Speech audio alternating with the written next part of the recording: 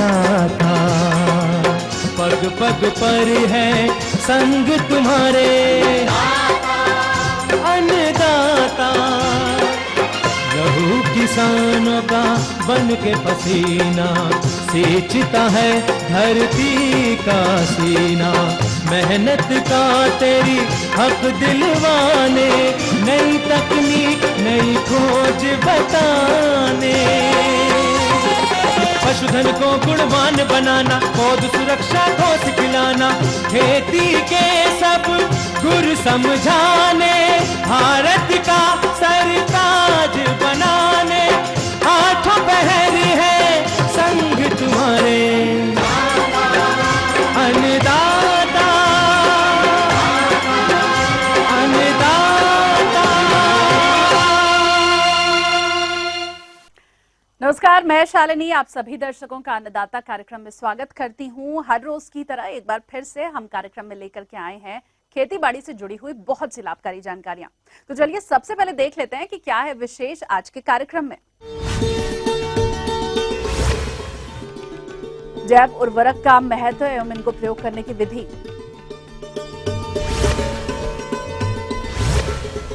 पुराने बस्ती तालाब को सुधार कर कैसे करें मछली पालन,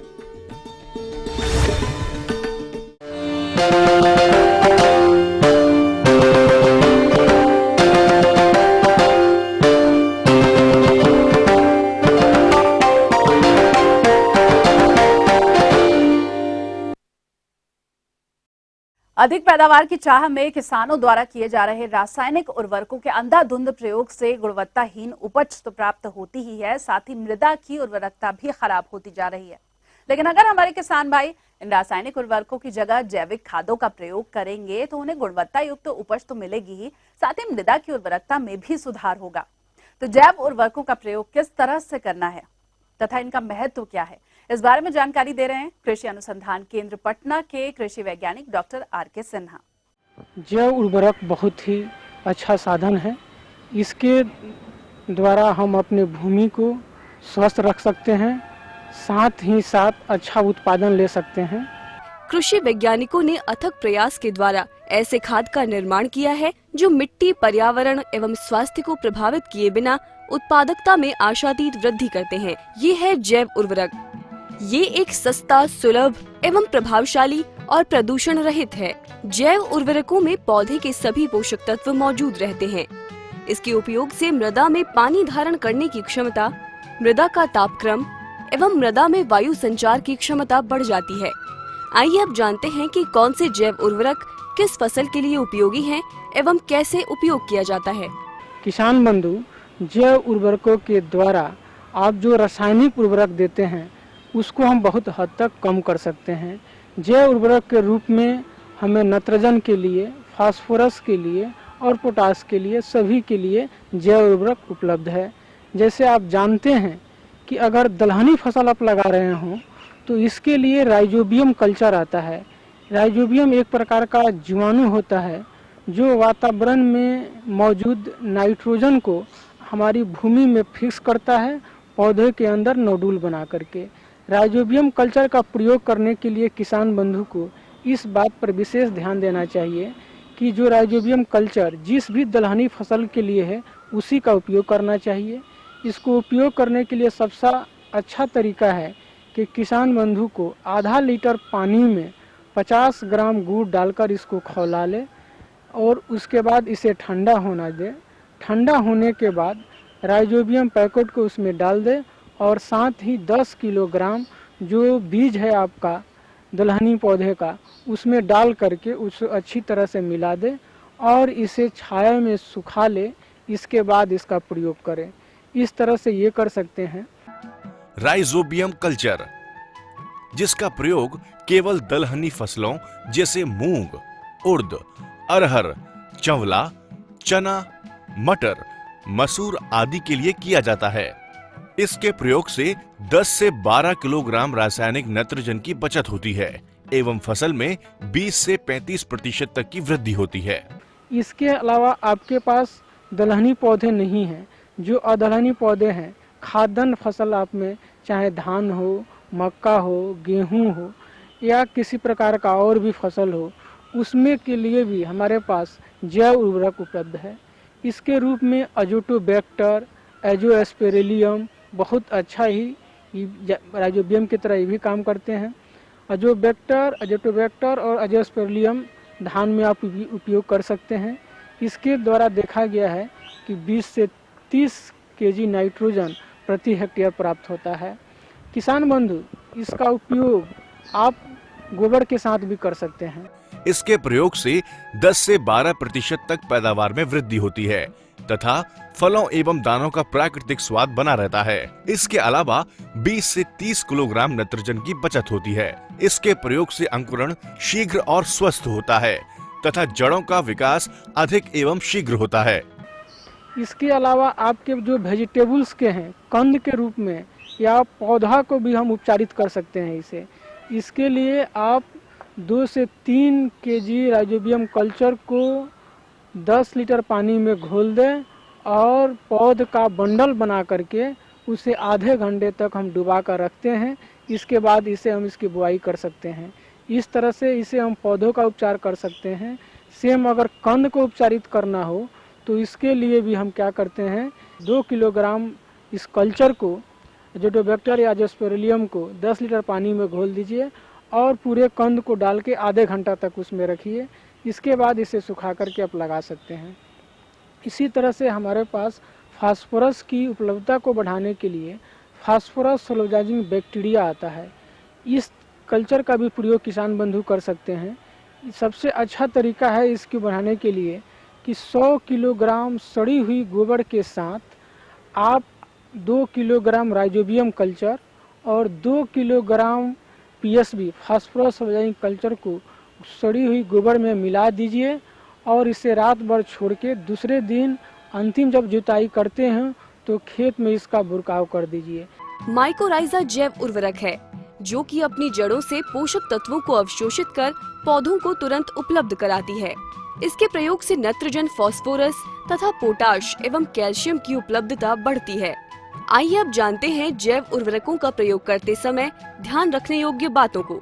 उसमें सर्वप्रथम जैव उर्वरक उपयोग से पूर्व धूप व गर्मी से दूर दूर सूखे एवं ठंडे स्थान पर रखें। जैव उर्वरक से उपचारित बीजों को किसी भी रसायन या रासायनिक खाद के साथ नहीं मिलाना चाहिए। फसलों के अनुसार ही जीवाणु खाद का प्रयोग करना चाहिए। यदि बीजों को कीटनाशी व फफूंदनाशी दवा से उपचारित करना हो तो पहले बीज को कीटनाशी फिर फफूंदनाशी दवा से उपचारित करने के बाद अंत में जैव उर्वरक से उपचारित करना चाहिए। जैव उर्वरकों का प्रयोग पैकेट पर लिखी अंतिम तिथि से पहले ही करना चाहिए। किसान भाइयों, यदि आप जैव उर्वरकों का प्रयोग बताए अनुसार फसलों में करते हैं तो आप रासायनिक उर्वरकों पर होने वाले खर्च को कम करते हुए ली जाने वाली फसलों से गुणवत्ता युक्त अधिक उपज प्राप्त कर सकते हैं।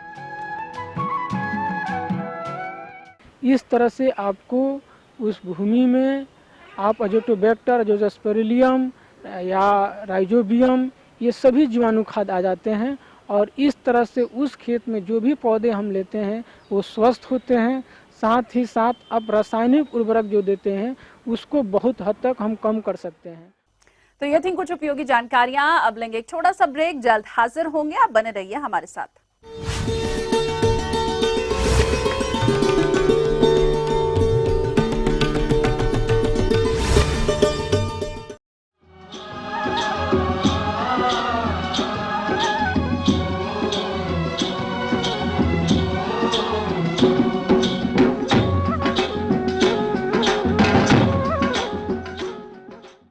ब्रेक के बाद एक बार फिर से आप सभी दर्शकों का अन्नदाता कार्यक्रम में स्वागत है और चलिए अब बढ़ते हैं अगली प्रस्तुति की ओर।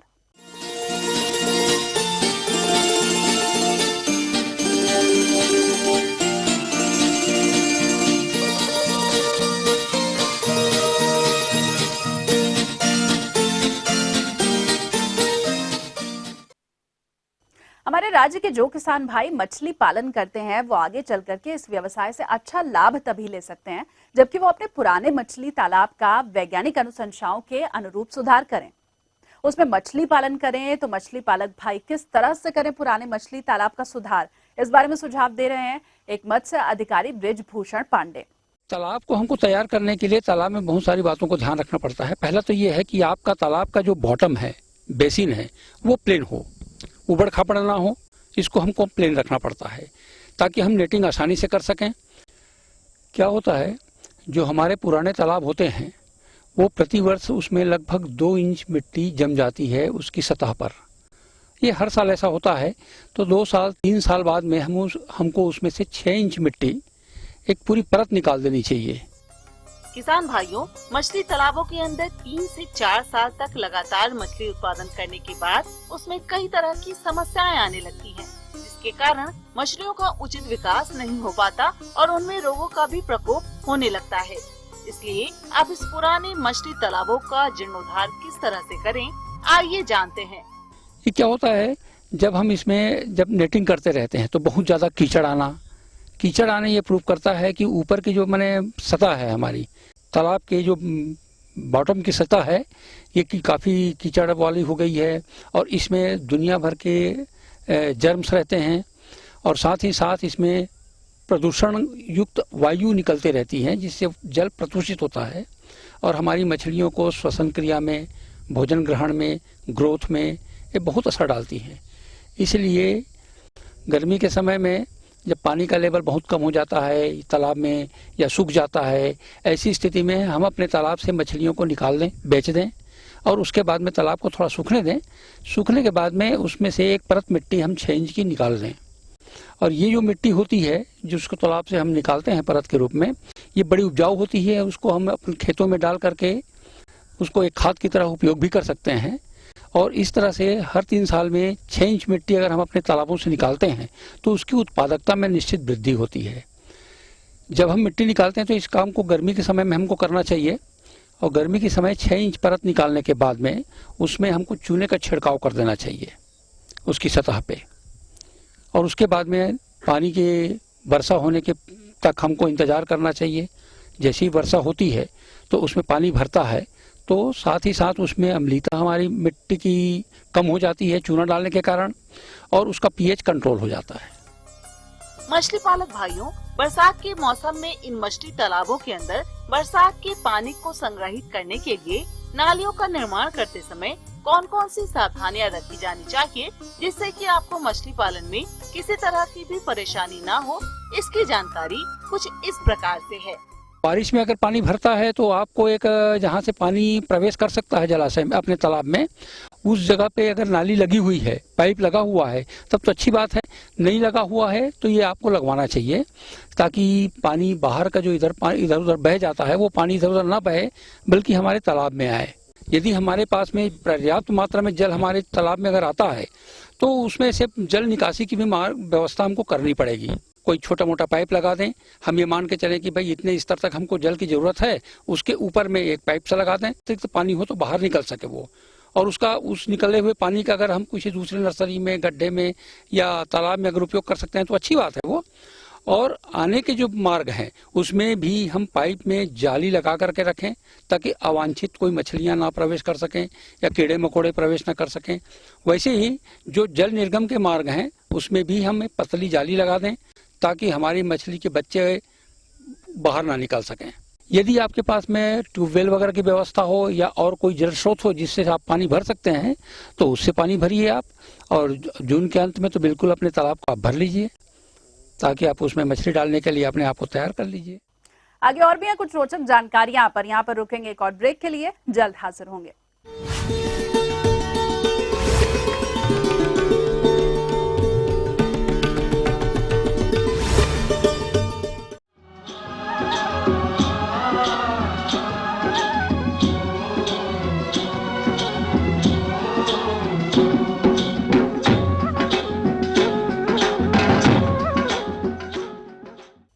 ब्रेक के बाद आप सभी दर्शकों का एक बार फिर से स्वागत है। चलिए अब रुख कर लेते हैं अगली कड़ी की ओर।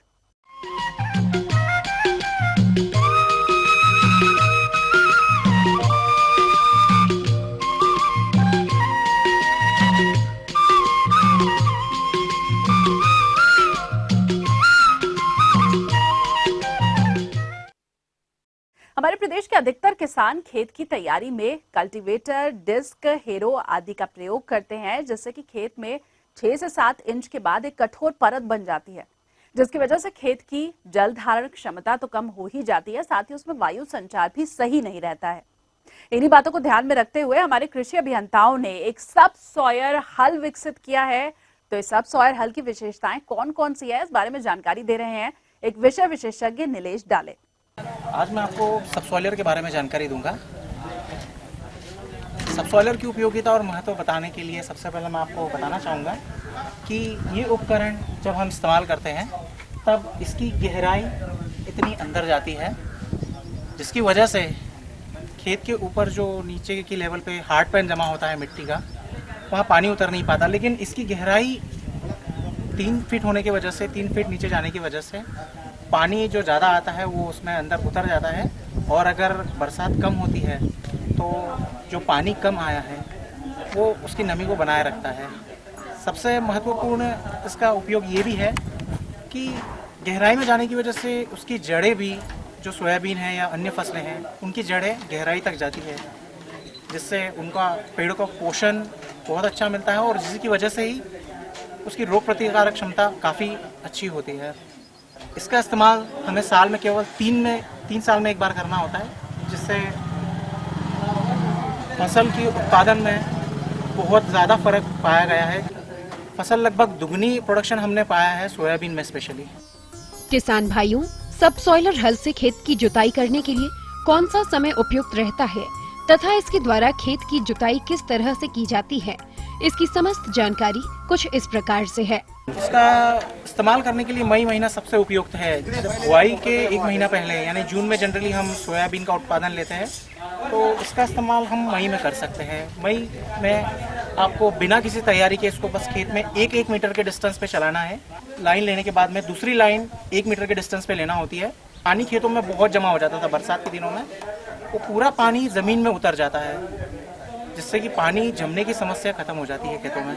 किसान भाइयों, यदि आप इस सबसॉइलर हल को खरीदना चाहते हैं तो इस यंत्र की कीमत है 8 से 10 हजार रुपए तथा इसके बारे में और अधिक जानकारी के लिए आप अपने नजदीकी कृषि विभाग या कृषि अधिकारी से संपर्क कर सकते हैं। इसका इस्तेमाल आपको करने के लिए ट्रैक्टर जो है 45 HP भी चल जाता है। वैसे इसके लिए 60 HP रिकमेंड है, लेकिन 45 HP पर भी इसने काम किया है और काफ़ी अच्छा काम किया है। इस मशीन का पहले इस्तेमाल किया गया है, इसके बाद फिर दूसरी एक नई मशीन है रोटावेटर प्लांटर, उसका इस्तेमाल किया गया है। ये सारी जो तकनीकें हैं जापान में 40 साल पुरानी हैं। हम चाह रहे हैं कि भारत में इसे ज़्यादा से ज़्यादा किसान भाई इस्तेमाल करें ताकि उन्हें सोयाबीन उत्पादन में ज़्यादा मिल सके।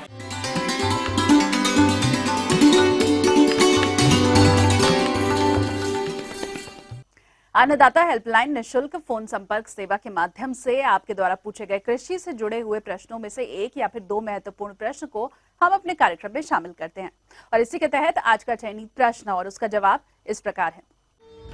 अन्नदाता निःशुल्क फोन संपर्क सेवा के माध्यम से पूछे गए प्रश्नों में से आज हमने जिस प्रश्न को कार्यक्रम में शामिल किया है उसे पूछा है जिला वैशाली के कृषक चंदन कुमार ने। इनकी बैगन की फसल में पर्णकुंचन रोग का प्रकोप देखने में आ रहा है, यह इसके प्रबंधन पर जानकारी चाहते हैं। तो चंदन कुमार जी, आपकी जानकारी हेतु प्रस्तुत है कार्यक्रम का यह अंश। किसान भाई, अभी आपके खेत में बैगन लगा लिए हैं और या पहले लगाए हुए होंगे, तो अभी जो सबसे बैगन के उत्पादन को जो प्रभावित करता है रोग, वो लिटिल लीफ ऑफ ब्रिंजल, बैगन के पौध पर छोटे पत्ती का निर्माण होना, यह एक रोग है। और यह रोग से उत्पादन सिर्फ प्रभावित नहीं होता है, पूरा आप ये कहें कि एक पौधा यदि लिटिल लीफ ऑफ ब्रिंजल नामक रोग से प्रभावित हो जाता है तो कई आपका पौध प्रभावित होगा। और यह रोग माइकोप्लाज्मा नामक ऑर्गेनिज्म से कॉज होता है। इसमें बैक्टीरिया और वायरस का एसोसिएशन होता है, संबद्धता होता है, बैक्टीरिया और वायरस दोनों मिला हुआ रहता है। और जो लक्षण होता है, जो प्रभावित रोग का लक्षण होता है, आप देखें कि छोटे छोटे पत्ती का निकलना होता है। जो नोड होता है, जो एक नोड से दूसरे नोड का जो पेट्यूल्स का दूरी होता है वो छोटा हो जाता है। गुच्छे नुमा पत्तियां बैगन का हो जाता है, छोटे छोटे पत्तियां निकलना शुरू हो जाता है। फूल नहीं आएगा, और फूल नहीं आएगा तो बैगन आपका आएगा ही नहीं। तो इस तरह का लक्षण जो फैलता है वह है कीट, जो कीट है उससे प्रभावित एक जगह से दूसरी जगह लेकर आता है। इससे बचने के लिए सबसे पहले आपको ये करना है कि जो टॉलरेंट वैरायटी है वैसे प्रभेद का चयन करना है। टेट्रासाइक्लिन अथवा स्ट्रेप्टोसाइक्लिन का 1000 ppm का घोल बनाकर, इसका मतलब है 1000 मिलीग्राम प्रति लीटर पानी में या 1 ग्राम प्रति लीटर पानी में घोल बनाकर स्प्रे करते रहें। और जो कीटवाहक का कार्य करता है वैसे कीटवाहक को नियंत्रित करने के लिए मेटासिस्टॉक्स नामक कीटनाशी दवा है, उसका आप घोल बनाएं 500 ppm का। आप माने आधा ग्राम 1 लीटर पानी में घोल बना लें। उसके बाद फसल के ऊपर या खेत के अगल बगल जो झाड़ी नुमा जो भी है उस पर भी आप उसको स्प्रे करें, तो देखेंगे कि कीटवाहक इस मेटासिस्टॉक्स के प्रभाव से या मालाथियान जो कीटनाशी दवा है इसके प्रभाव से नष्ट होगा। उसके बाद आपका फसल सुरक्षित होगा।